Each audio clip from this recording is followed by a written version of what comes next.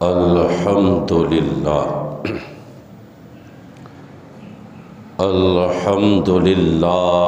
نحمدہ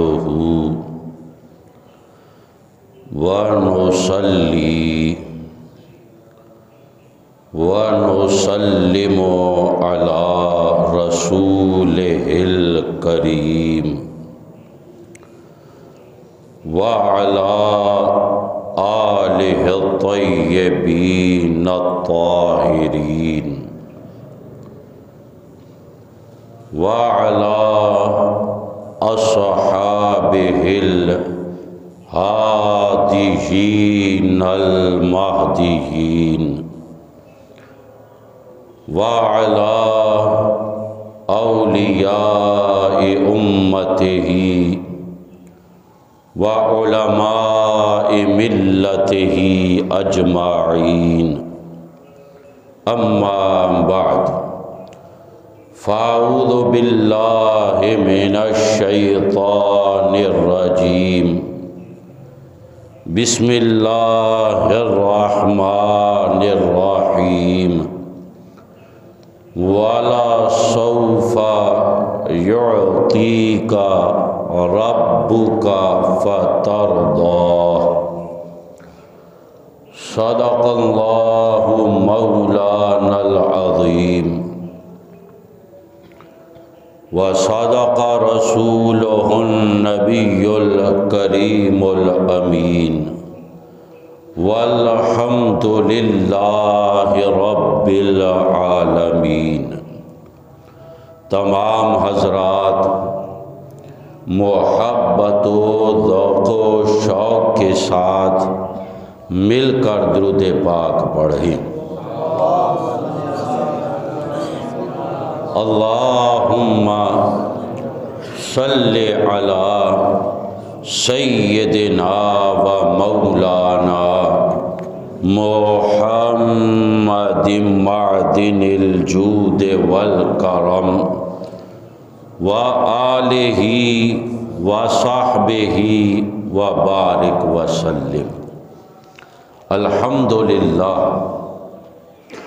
اللہ کے فضل و کرم اور اس کے احسان سے ہم سب یہاں جمعہ شریف میں حاضر ہیں، اور میں نے خطبے میں سورہ ضحیٰ کی آیت نمبر 5 پڑھی ہے۔ انشاءاللہ مختصر وقت میں اس کے تحت کچھ باتیں پیش کروں گا۔ وَمَا تَوْفِيقِي إِلَّا بِاللَّهِ الْعَلِيِّ الْعَظِيمِ۔ قبل اس کے کہ میں نے جو آیت شریفہ پڑھی ہے اس کے تحت کچھ بات کروں، آج کل سوشل میڈیا پر حق خطیب کا معاملہ بڑا چل رہا ہے، اور علماء کرام سے یہ اپیل کی گئی ہے کہ وہ اس معاملے میں حق کو ظاہر کریں۔ یہ حق خطیب نرا جاہل، مکار، چال باز، فریبی اور شعبدے باز قسم کا شخص ہے۔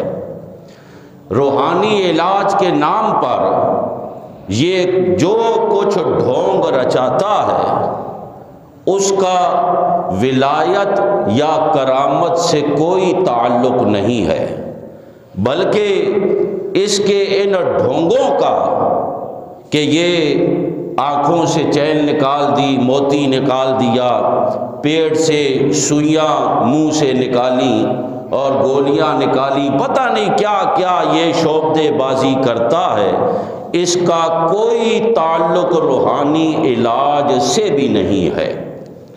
یہ فقط ایک ڈھونگ ہے، اپنے لوگوں کو تیار کر کے سادہ لو عوام کو دھوکہ دے کر ان سے عزت کمانے، جھوٹی عزت کمانے، جھوٹی شہرت کمانے اور دنیا کے مال بٹورنے کا ایک ذریعہ ہے۔ یہ حق خطیب فاسق معلن شخص ہے۔ فاسق معلن کو اذان دینا بھی جائز نہیں ہے۔ جو اذان دینے کے قابل نہ ہو، شریعت اسے یہ اجازت نہ دے کہ وہ اذان بھی دے، وہ شخص پیر بن بیٹھے، یہ کب جائز ہو سکتا ہے؟ چونکہ عوام دینی علوم سے دور ہے، اس وجہ سے ایسے دھوکے بازوں کے ہتھے چڑھ جاتی ہے۔ یہ شخص ختم نبوت کا نام لے کر اپنے ڈھونگ رچاتا ہے اور ختم نبوت کے نام سے اپنی چال بازی اور فریب پر پردہ ڈالتا ہے، اپنے مفادات حاصل کرتا ہے۔ اور اس دور میں بہت سے ایسے شخص ہیں جو ختم نبوت کے نام پر مفادات حاصل کر رہے ہیں۔ اللہ نے ان کی رسی ڈھیلی چھوڑی ہوئی ہے کہ یہ واپس پلٹ آئیں۔ پھر ان کو سمجھنا چاہیے کہ اللہ کی پکڑ بڑی شدید ہے۔ اللہ جب پکڑتا ہے تو پھر بندہ کہیں کا نہیں رہتا۔ دعا کرو اللہ تعالیٰ امت کو ایسے شعبدے بازوں اور ڈھونگیوں سے محفوظ فرمائے۔ اور یہ حق خطیب بے شک ایک فتنہ ہے، دعا کرے اللہ تعالیٰ اس فتنے سے امت کو نجات عطا فرمائے۔ میں نے جو آیت شریفہ پڑھی سورہ ضحیٰ، یہ 93 نمبر کی صورت ہے، اس کی آیت نمبر 5 ہے، وَلَسَوْفَ يُعْطِيكَ رَبُّكَ فَتَرْضَىٰ۔ اللہ تعالیٰ پیارے محبوب صلی اللہ علیہ وسلم کو فرماتا ہے، اے پیارے محبوب، تیرا رب تجھے اتنا دے گا، اتنا دے گا، اتنا دے گا کہ تو راضی ہو جائے گا۔ یہ قید نہیں فرمائی کہ یہ دے گا یا وہ دے گا، فرمایا محبوب تیرا رب تجھے اتنا دے گا کہ تو راضی ہو جائے گا۔ جب یہ آیت پاک نازل ہوئی تو سرکار دو عالم علیہ الصلوۃ والسلام نے یہ کہا، اذن لا ارضى وواحد من امتی فی النار، پھر تو میں اس وقت تک راضی نہیں ہوں گا، پھر تو میں اس وقت تک راضی نہیں ہوں گا کہ اگر میرا ایک امتی بھی جہنم میں ہوگا۔ اگر ایک امتی بھی میرا جہنم میں ہوا تو میں راضی نہیں ہوں گا۔ اللہ تعالیٰ نے پیارے محبوب سید عالم صلی اللہ علیہ وسلم کو یہ شان عطا فرمائی ہے کہ اللہ پیارے محبوب صلی اللہ علیہ وسلم کو راضی فرمائے گا۔ دیکھیں اللہ پر کچھ لازم نہیں ہے، اللہ کو کوئی مجبور نہیں کر سکتا، وہ قادر مطلق ہے، وہ فعال لما یرید ہے۔ یہ پیارے محبوب کا مقام محبوبیت ہے۔ کیا ہے بولے؟ مقام اللہ کی بارگاہ میں پیارے محبوب کا یہ مقام ہے کہ اللہ اپنے محبوب کو راضی فرماتا ہے۔ اور دیکھو یہ صرف یہ ایک آیت نہیں ہے، سورہ بقرہ آیت نمبر 144، پیارے مصطفیٰ کریم صلی اللہ تعالی علیہ وسلم کی خواہش تھی کہ ہمارا قبلہ کعبہ بن جائے۔ پہلے قبلہ بیت المقدس تھا، بیت المقدس کی طرف منہ کر کے نماز پڑھی جاتی تھی۔ پیارے مصطفیٰ کریم صلی اللہ علیہ وسلم کی یہ خواہش تھی کہ ہمارا قبلہ کعبہ بن جائے۔ ایک تو اس خواہش کی وجہ یہ بھی ہو سکتی ہے کہ ہمارا دین ملت ابراہیمی پر ہے، اور پیارے مصطفیٰ کریم صلی اللہ علیہ وسلم حضرت ابراہیم علیہ السلام کی اولاد میں سے ہے۔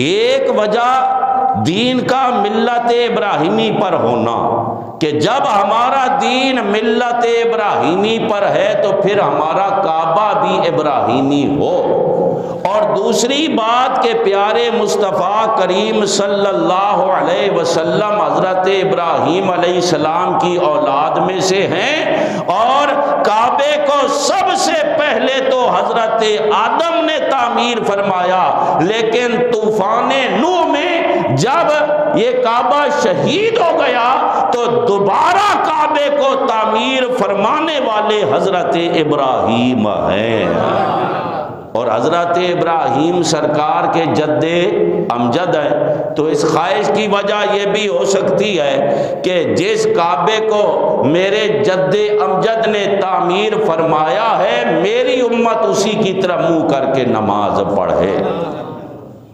اور پھر چونکہ ان یہودیوں کا قبلہ بیت المقدس تھا، تو یہ بھی ایک وجہ ہو سکتی ہے آپ کی خواہش کی کہ یہ یہودی بھی ادھر منہ کر کے نماز پڑھتے ہیں، یا جو عبادت کرنی ہوتی ہے کرتے ہیں، ہم بھی ادھر منہ کر کے پھر نماز پڑھے۔ سرکار دو عالم علیہ الصلوۃ والسلام نے کئی جگہ یہ حکم فرمایا خالف الیہود، کہیں فرمایا خالف الیہود والمشرکین، مشرکین اور یہودیوں کی مخالفت کرو، یعنی ان سے مشابہت نہ کرو کسی دینی عمل کے اندر۔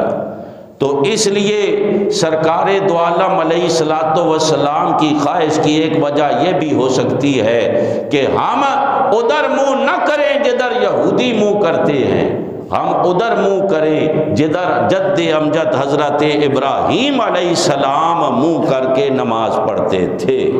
اور ایک وجہ یہ بھی ہو سکتی ہے کہ میرے آقا و مولا مصطفیٰ کریم صلی اللہ علیہ وسلم نے اپنی ولادت شریفہ سے شرف بخشا ہے مکے کو۔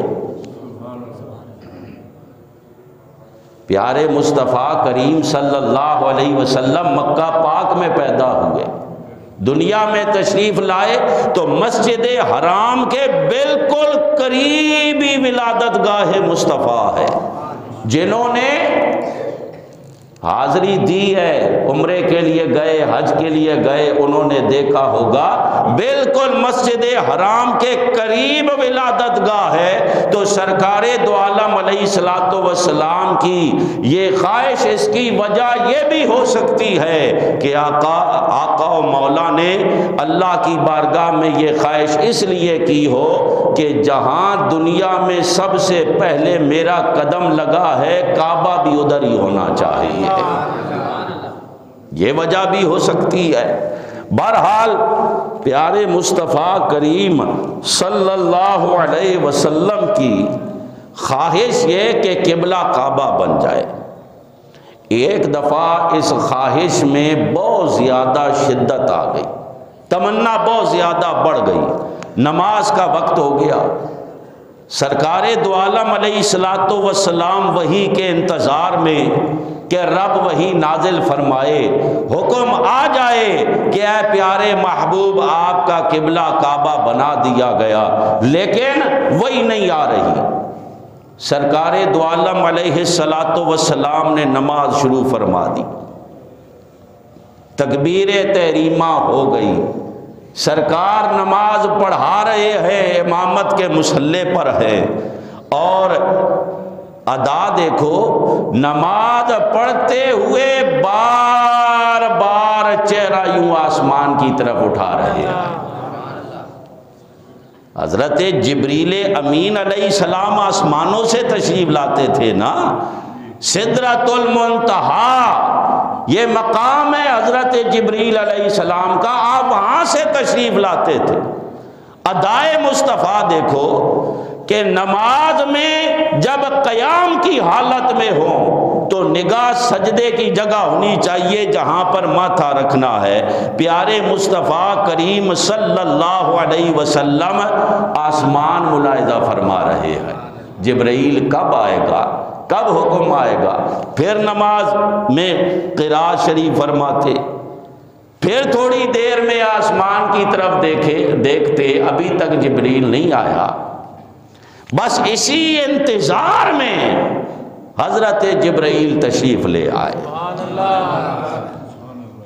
سورہ بقرہ آیت نمبر 144، یہ سورہ بقرہ دوسرے نمبر کی سورت ہے، اس کی آیت نمبر 144 میں یہ قبلہ بدلی ہونے کا ذکر ہے۔ اب آیت حضرت جبرائیل یہ لے کر آئے، ابتدا یہ ہے قد نرا تقلب وجہک فی السماء، اے پیارے یہ جو تو آسمان کی طرف اپنا چہرہ منور اٹھا رہا ہے ہم اسے دیکھ رہے ہیں۔ اب ذرا غور کیجئے، یہ بات سرکار دو عالم علیہ السلام پہلے سے جانتے ہیں کہ اللہ دیکھ رہا ہے، بلکہ حضرت آدم علیہ السلام سے لے کر میرے آقا و مولا مصطفیٰ کریم صلی اللہ علیہ وسلم تک کہ پیارے مصطفیٰ خاتم الانبیاء ہے، آپ پر نبوت کا سلسلہ ختم ہو گیا، آپ تک جتنے انبیاء کرام تشریف لائے وہ یہ بات تو دوسروں کو بتانے آئے ہیں کہ اللہ دیکھ رہا ہے۔ تو یہ بات تو سرکار جانتے ہیں کہ اللہ دیکھ رہا ہے، تو پھر اللہ قرآن میں جو آیت تحویل قبلہ کے لیے نازل فرما رہا ہے، پہلے یہ کیوں فرما رہا ہے کہ قد نرا تقلب وجہک فی السماء، ہم آپ کا چہرہ اٹھانا دیکھ رہے ہیں؟ یہ حقیقت میں اس انتظار کا جواب ہے جو انتظار مصطفیٰ کریم فرما رہے تھے، اور وہی ذرا تاخیر سے آئی، یہ اس کا جواب ہے۔ اے پیارے تاخیر نہیں ہوئی، آپ آج اس انداز محبوبیت سے چہرہ اٹھا رہے تھے کہ ہم تو آپ کے چہرہ اٹھانے کی ادا کو ملاحظہ فرما رہے تھے۔ اے جبرائیل گویا کہ اے جبرائیل آیت تو لے جانی ہے، تحویل قبلہ تو ہونا ہے، محبوب کی رضا کے مطابق قبلہ بنانا ہے، مگر تھوڑی دیر ٹھہر جا، تو آیت لے جائے گا محبوب چہرہ اٹھانا بند کر دیں گے۔ آج یہ تو دیکھو کہ محبوب کس ادا سے چہرہ اٹھا رہا ہے، محبوب کی ادا کو دیکھو، کس انداز محبوبیت سے چہرہ اٹھا رہا ہے۔ ذرا ٹھہر جاؤ، آپ جاؤ گے تو محبوب چہرہ اٹھانا بند کر دیں گے، ہم محبوب کے چہرہ اٹھانے کی ادا کو دیکھ رہے آئے۔ یہ جواب تھا قد نرا تقلب وجہک فی السماء، اے پیارے ہم آپ کے چہرہ اٹھانے کی ادا کو ملاحظہ فرما رہے۔ اور پھر آگے کیا فرمایا؟ یہ نہیں فرمایا تیرا قبلہ کعبہ ہو گیا، وہ تو تیسرے درجے میں آگے جا کے فرمایا فَلَا نُوَلِّيَنَّكَ قِبْلَةً تَرْضَاهَا، اے پیارے ایک کعبہ ہی کیا ہے؟ اللہ نہ کعبوں کا محتاج، نہ قبلوں کا محتاج، نہ سجدوں کا محتاج، نہ نمازوں کا محتاج، نہ عبادت کا محتاج، فقط اتنا سبب ہے انعقاد بزم معشر کا کہ ان کی شان محبوبی دکھائی جانے والی ہے۔ اے پیارے یہ تو سارا نظام ہی تیری شان ظاہر کرنے کے لیے ہے، تو پھر ایک قبلہ یہ کعبہ ہی کیا ہے؟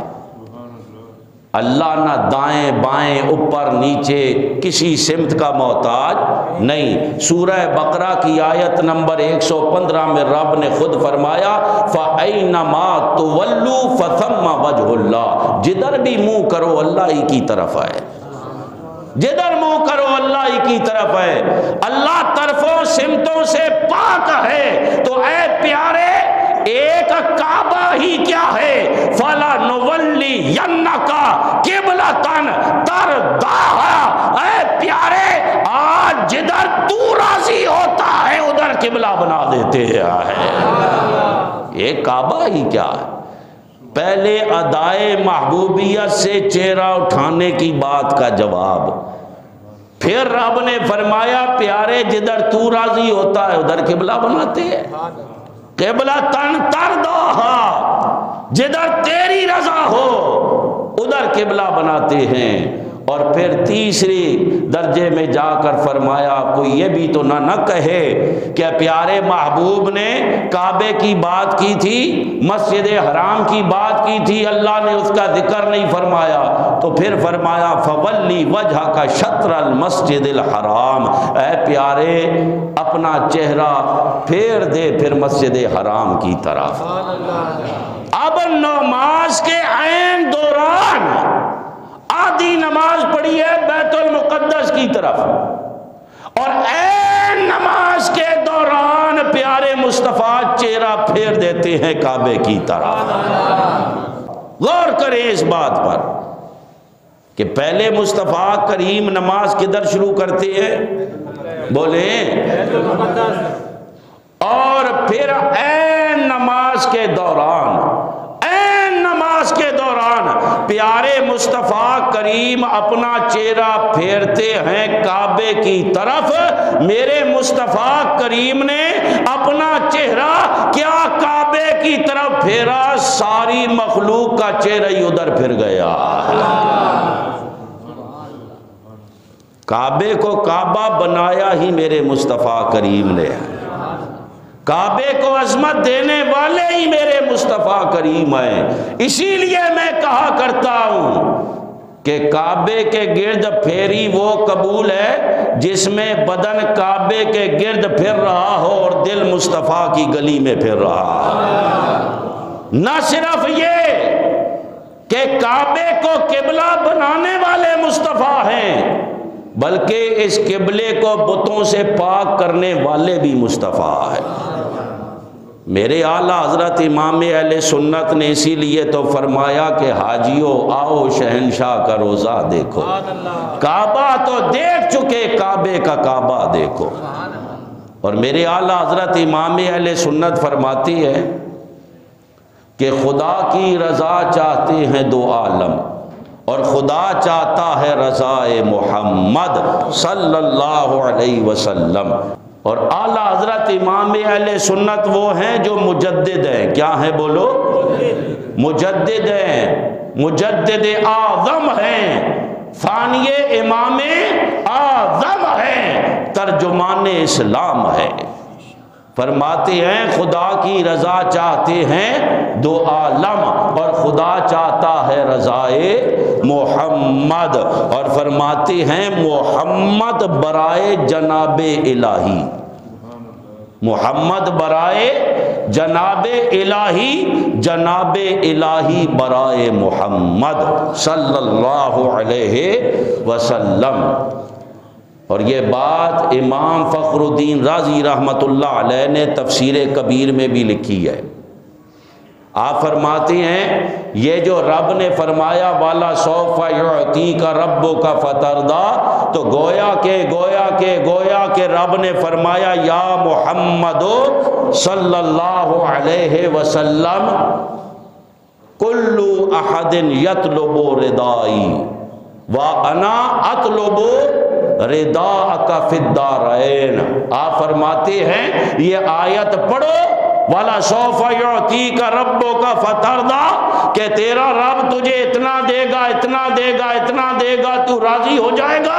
تو گویا کہ رب فرما رہا ہے اے پیارے محبوب ہر ایک میری رضا کا طلبگار ہے، اور میں دونوں جہانوں میں تجھے راضی کرنا چاہتا ہوں۔ امام فخر الدین رازی رحمت اللہ علیہ نے بھی نقل کیا، اور بہت بزرگوں نے یہ ارشاد فرمایا۔ اور پیارے مصطفیٰ کریم صلی اللہ علیہ وسلم ایک دفعہ غم زدہ ہو گئے، آنکھوں سے آنسو آ گئے۔ وہ جن کے قدموں کہ بوسے کو عرش خدا ترستا ہو، وہ جو سدرۃ المنتہا سے گزر جائے اور نوریوں کا سردار پیچھے رہ جائے، جن کو رب لا مقام میں بلا کر اپنا دیدار کروائے، وہ محبوب پاک امت کے غم میں رو رہے ہیں۔ آپ اتنا روئے کہ رب نے حضرت جبرائیل کو بھیجا۔ یہ حدیث مسلم شریف میں ہے۔ کہاں ہے بولو؟ مسلم شریف۔ اور حدیث کا نمبر ہے 202۔ کیا نمبر ہے بولے؟ 202 نمبر ہے۔ رب نے جبرائیل کو کہا، رب جانتا ہے، پھر جبرائیل کو فرمایا کہ جاؤ جبرائیل محبوب سے پوچھو کیوں رو رہے ہو۔ رب جانتا ہے، مگر مصطفیٰ کریم نے یہ رب کی بارگاہ میں عرض کی، مولا میری امت کا معاملہ۔ رب نے جبرائیل امین کو بھیجا، کہا جاؤ میرے محبوب کو یہ کہہ دو، اِنَّا سَنُرْضِيكَ فِي أُمَّتِكَ وَلَا نَسُوءَكَ، اے پیارے محبوب غم نہ فرمائے، ہم آپ کی امت کے معاملے میں آپ کو رسوا نہیں کریں گے، بلکہ ہم آپ کو راضی فرما دیں گے۔ اللہ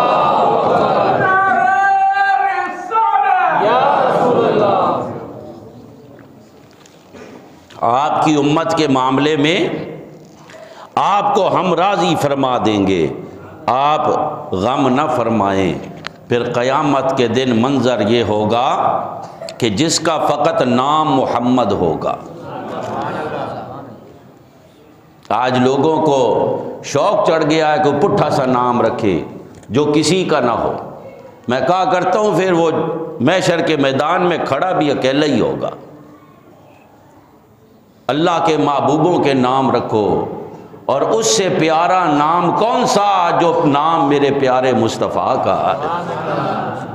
سرکار نے خود ترغیب دلائی ہے کہ اپنے بچوں کا نام محمد یا احمد رکھو، یہاں تک فرمایا تمہارا کیا جاتا ہے تمہارے گھر میں 2 3 محمد اور احمد ہوں، یہاں تک فرمایا کہ جس کے 3 لڑکے ہوں اور ایک کا نام بھی محمد یا احمد نہ رکھے، اس نے مجھ سے بے وفائی کی ہے۔ رب نے تجھے 3 لڑکے دیے، 3 پر عربی میں جمع ہو جاتی ہے، رب نے 3 لڑکوں سے تجھے نوازا، تو نے ایک کا نام بھی محمد یا احمد نہیں رکھا۔ یہ محمد یا احمد یہ دونوں سرکار کے ذاتی نام ہیں۔ سرکار کا دنیا میں نام محمد ہے، آسمانوں پہ نام احمد ہے۔ میاں عاشق کو کیا پڑی ہے، وہ سوچتا پھرے نام کیا رکھنا ہے۔ عاشق کو کیا پڑی، عاشق تو دیکھتا ہے جو میرے یار کا نام ہے، محبوب کا نام ہے، جو نام میرے محبوب کو پسند ہے وہ ہونا چاہیے۔ مجھے اللہ نے 2 لڑکوں سے نوازا، یہ دونوں بیٹھے ہیں، پہلا محمد ہے، دوسرا احمد ہے۔ پہلا محمد رضا، دوسرا احمد رضا۔ ایک اللہ نے مجھے لڑکی دی، اس کا انتقال ہو گیا 2005 میں، اللہ تعالیٰ اس کے درجات بلند کرے، اس کا نام فاطمہ۔ پھر رب نے لڑکا دیا محمد رضا، پھر لڑکی دی، پھر فاطمہ، پھر لڑکا دیا، پھر احمد رضا، پھر لڑکی دی وہ زینب۔ وہ نام رکھے جو میرے مصطفیٰ کے نام ہے، یا وہ نام رکھے جو میرے مصطفیٰ کے بچوں کے نام ہے۔ منظر کیا ہوگا قیامت کے دن؟ ہاں یہ بھی بتا دوں، سرکار نے فرمایا جن ماں باپ نے میری محبت کی وجہ سے اپنے بچوں کا نام محمد یا احمد رکھا، اللہ ماں باپ دونوں کی بخشش فرما دیتا۔ یہ مفت کی بخشش ہے، کوئی محنت تھوڑی لگی، اور خدا کی قسم پیدا ہونے سے پہلے طے تھا کہ محمد ہے، سوچنا ہی نہیں ہے۔ بروز قیامت منظر ہوگا، اعلان ہوگا، الا لیقم من اسمہ محمد۔ اس محشر کے میدان میں جن جن کا نام محمد ہے کھڑے ہو جاؤ۔ الا لیقیمن اسمہ محمد، جس کا نام محمد ہے کھڑے ہو جاؤ۔ محمد کھڑے ہوں گے، جن جن کے نام محمد ہوں گے وہ کھڑے ہوں گے۔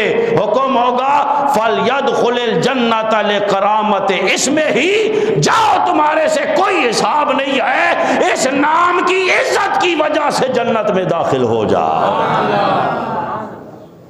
اے کامی ٹومی والے نو قیامت دن پتہ چلنا، پٹھے نام تلاش، تاریخ یہ ہے، دن اس دن پیدا ہوا ہے، تاریخ یہ ہے، فلانا یہ ہے، جگہ یہ، انہوں اتھے پتہ چلنا، وہاں سمجھ آنی جب نظارے دیکھیں گے کہ فقط محمد و احمد نام سے چھٹکارا ہو رہا ہے۔ کیوں نہ ہو، رب نے وعدہ فرمایا ہے محبوب میں تجھے اتنا دوں گا کہ تو راضی ہو جائے گا۔ محشر کے میدان میں حضرت آدم علیہ نبینا علیہ الصلوۃ والسلام عرش کے پاس سبز حلہ پہنے تشریف فرما ہوں گے اور حساب دیکھ رہے ہوں گے کہ میری اولاد میں کون جنت جا رہا ہے، کون جہنم جا رہا ہے۔ اچانک نظر پڑے گی فرشتے ایک بندے کو پکڑ کے جہنم لے جا رہے، غور کریں گے، پہچان جائیں گے یہ پیارے مصطفیٰ کریم کا امتی ہے۔ پیارے مصطفیٰ کریم کو صدا لگائیں گے، یا رحمت للعالمین، اے پیارے مصطفیٰ کریم، اے رب کے محبوب دیکھیے فرشتے آپ کے امتی کو جہنم لے جا رہے ہیں۔ پیارے مصطفیٰ کریم فرماتے ہیں میں اپنا تہبند پکڑ کے دوڑ پڑوں گا، اور قربان جاؤ اس مصطفیٰ کریم پر۔ ہم کتنے خوش نصیب ہیں، ہم پیارے مصطفیٰ کریم کے امتی ہیں، جہاں نہ اولاد کام آئی، نہ دوست کام آئے، نہ ماں باپ کام آئے، کوئی کام نہیں، نہ کاروبار، نہ مال، نہ کوئی رشتہ۔ پیارے مصطفیٰ کریم فرماتے ہیں میں تہبند پکڑ کے دوڑ پڑوں گا اور جا کے فرشتوں کو کہوں گا فرشتوں یہ میرا امتی ہے۔ فرشتے عرض کریں گے یا رسول اللہ آپ جانتے ہیں ہم فرشتے ہیں، ہم تو وہی کرتے ہیں جو اللہ کا حکم ہوتا ہے، ہم اللہ کے حکم سے مجبور ہیں۔ اور غور کرو ایسے محبوب کا میلاد نہ بنائیں۔ سرکار فرماتے ہیں میں اپنی داڑھی شریف پکڑ کر یوں اللہ کی بارگاہ میں عرض کروں گا مولا یہ فرشتے مجھے یہ کہہ رہے ہیں پر تو بتا تیرا مجھ سے وعدہ نہیں تھا کہ تو مجھے راضی فرمائے گا؟ تیرا وعدہ تھا نا مجھ سے کہ تو مجھے راضی کرے گا، آج میرے امتی کو پکڑ کے جہنم لے جا رہے ہیں۔ رب فرمائے گا فرشتوں کو حکم آئے گا جو میرا محبوب فرماتا ہے اس کی اطاعت کرو، اسے لے جاؤ دوبارہ میزان عمل پر۔ فرشتے غلطی نہیں کرتے، پہلے بھی اعمال ٹھیک ہی تلے تھے مگر پہلے بے کس نواز کھڑا نہیں تھا۔ محبوب ہاتھ پکڑیں گے لے جائیں گے میزان عمل پر اور فرشتوں کو حکم ہوگا پھر تو لو تہاڈی کمی کیری رہ گئی ہن پوری کرنے ہاں۔ محبوب کریم اس کو میزان عمل پر لے جائیں گے کیونکہ ایک دفعہ اس کے عمل تل چکے ہیں، فرشتوں کی کمی بھی پوری کرنی ہے، وہ پھر نیکیوں کا پلڑا ہلکا اور گناہوں کا پلڑا بھاری ہو رہا ہے، پھر پلڑا گناہوں کا بھاری۔ سرکار اپنی طرف سے ایک سفید نورانی کاغذ نکال کر پلڑے پہ رکھیں گے، بس وہ رکھنا کہ پلڑا نیکیوں کا بھاری ہو جائے گا، صدا ہو جائے گی لے جاؤ اسے جنت، لے جاؤ کامیاب ہو گیا، کامیاب ہو گیا۔ فرشتے جنت لے جانے کے لیے چلیں گے، وہ کہے گا ذرا ٹھہر جاؤ صبر کرو ابھی نہیں جاتا ہے۔ ہو سکتا ہے فرشتے کہیں ہو تیرا کدھر جانے کا پروگرام ہے، ادھر جہنم لے جاتے تھے نہیں جاتا تھا، اب جنت بھی نہیں جاتا ہو کدھر جائے گا؟ کہتا ہے ٹھہر جاؤ ذرا صبر کرو چلے جائیں گے۔ اور کوئی کام نہیں آیا اس نورانی چہرے والے کو تو دیکھو، اس مبارک زلفوں والے کو تو دیکھو، اس کا اخلاق کتنا عظیم ہے۔ اس نے ایسی جگہ آ کر میرے آنسوؤں کو پوچھا جہاں کوئی آنسو پوچھنے والا نہیں تھا. میں نے صدائیں لگائی، کوئی مدد کو آنے والا نہیں تھا. یہ مدد کو آئے، میں ذرا پوچھ تو لوں ان کے پاس جا کر. خوف کا غلبہ، کیا بولے؟ بندے کو اچانک کوئی مسئلہ ہو جائے تو جنہوں پنجابی کہندے نے نا ہاتھ پیر پہ جانے نے، سمجھ نہیں آتی اس وقت. خوف کا غلبہ، پاس پڑی چیز کی خبر نہیں ہوتی، اچانک کوئی خوف دل پر طاری ہو جائے. یہ اللہ والے، اللہ کی بارگاہ میں ان کا بڑا مقام ہوتا ہے، مگر یہ پھر بھی روتے ہیں. کیوں؟ خوف کا غلبہ ہو جاتا ہے. جب خوف کا غلبہ ہو جاتا ہے تو نظر ادھر سے پھر جاتی ہے اور اللہ کی قہاریت اور جباریت کی طرف جب نظر ہو جاتی ہے، خوف کا غلبہ ہو جاتا ہے. اس سے بڑا خوف کا کیا غلبہ ہوگا کہ پکڑ کے جہنم میں پھینکنے جا رہے ہیں؟ اس سے بڑا کیا غلبہ ہوگا؟ وہ غلبہ خوف کی وجہ سے پہچان نہیں پا رہا. آ کر پوچھے گا آپ کون ہستی ہے؟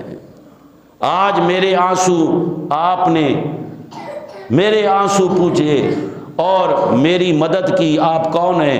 جو سرکار فرمائیں گے میں ذرا عشق کے رنگ میں اپنے لفظوں میں بیان کرتا ہوں. سرکار فرمائیں گے مجھے نہیں پہچانتا، مجھے نہیں پہچانتا، اور میں وہی تو ہوں جس پر ہر جمعے کھڑے ہو کے پڑھتا تھا مصطفیٰ جان رحمت پہ لاکھوں سلام. میں تیرا آقا ہوں، اور وہ تیرے پڑے ہوئے درود تھے جو سفید کاغذ کی صورت میں نے پلڑے پر رکھ دیے تھے. تیرا پلڑا بھاری ہو گیا تھا. جب یہ منظر دیکھیں گے نا تو یہ آج چون چراں والے بھی مان جائیں گے، پر پھر ماننے کا کوئی فائدہ نہیں ہے. آج لے ان کی پناہ، آج مدد مانگ ان سے، پھر نہ مانیں گے قیامت میں. اگر مان گیا قیامت کے دن مان جانا ہے، لیکن آج قدم مصطفیٰ سے لپٹو، آج شان مصطفیٰ پر چوں چراں کرنا بند کرو، آج پیارے مصطفیٰ کریم کی عظمتوں کو مانو. آج انگریزوں کی اداؤں کو اپنانے کے بجائے اپنے محبوب کی اداؤں کو اپناؤ. آج اپنے چہرے پر انگریزوں کی طبع میں یہ فرنچ کٹ اور فلانی ڈیزائن داڑیوں کے بنانا چھوڑو. آج مصطفیٰ کریم کی ادا کے مطابق اپنے چہرے کو سجاؤ. آج مانو، آج کا ماننا کام کا ہے. میرے اعلیٰ حضرت فرماتی ہیں وسعتیں دی ہیں خدا نے دامن محبوب کو، وسعتیں دی ہیں خدا نے دامن محبوب کو، جرم کھلتے جائیں گے اور وہ چھپاتے جائیں گے. اور سنو، وقت نہیں ہے پر ایک بات میں کر دوں، موضوع کی تکمیل ہو جائے. یہ سورہ دوحہ 93 نمبر کی سورت ہے اور آیت نمبر 5 ہے، جس میں رب نے فرمایا والا سوفا یعطیک ربک فترضی، تیرا رب تجھے اتنا دے گا، اتنا دے گا، اتنا دے گا کہ تو راضی ہو جائے گا. بولو سورہ دوحہ 93 نمبر کی سورت ہے اور سورہ لیل 92 نمبر کی سورت ہے. کتنے نمبر کی سورت ہے؟ بولو 92. اور اس کی آخری آیت، آیت نمبر 21. کیا آیت ہے؟ بولو 21. اس میں رب صدیق اکبر کے لیے فرماتا ہے وَلَا سَوْفَ يَرْضَىٰ، اے صدیق تو راضی ہو جائے گا. سورہ دوحہ 93 نمبر کی سورت آیت 5 میں پیارے مصطفیٰ کریم کو رب نے فرمایا وَلَا سَوْفَ يُعْطِيكَ رَبُّكَ فَتَرْضَىٰ، اے پیارے مصطفیٰ تجھے تیرا رب اتنا دے گا کہ تو راضی ہو جائے گا. اور سورہ لیل 92 نمبر کی سورت 21 نمبر آیت، آخری آیت میں صدیق اکبر کے لیے فرمایا یہ صدیق اکبر بھی راضی ہو جائے گا. روایتوں میں آیا قیامت والے دن اللہ تعالی محبوب پاک کو جنت کی چابیاں عطا فرمائے گا. جنت کی چابیاں پیارے مصطفیٰ کریم کو رب عطا فرمائے گا، اور پیارے مصطفیٰ کریم وہ چابیاں حضرت صدیق اکبر اور فاروق اعظم کو عطا فرمائیں گے۔ رب پیارے محبوب کو فرمائے گا، اے پیارے اپنی محبت کرنے والوں کو جنت لے جا، اور پیارے مصطفیٰ صدیق اکبر اور فاروق اعظم کو چابیاں دیں گے، تمہارا جس کو دل چاہے جنت میں لے جا۔ حضرت فاروق اعظم اور صدیق اکبر سرکار کے وزیر ہیں، کیا ہیں بولو؟ حدیث میں آتا ہے یہ دونوں میرے وزیر ہیں۔ صدیق اکبر سرکار کے الٹے ہاتھ کے وزیر ہیں، اور فاروق اعظم سیدھے ہاتھ کے وزیر ہیں۔ روحانیت میں الٹا افضل ہے، روحانیت میں الٹی سائیڈ افضل ہے، کیونکہ دل الٹی سائیڈ پر ہوتا ہے۔